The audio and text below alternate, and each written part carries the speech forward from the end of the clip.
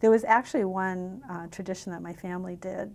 When my father passed away, my mother, after we sat Shiva for 7 days, my mother said, we have to do this thing called Begleiten. And I've asked so many people if they've ever heard of it, and they hadn't heard of it. But what she would do, what she called Begleiten, is after you sit Shiva, then the family, the immediate family, walks the soul around the block. So it's like you're going to walk them so that they can go off to their world, and then you go back to your world.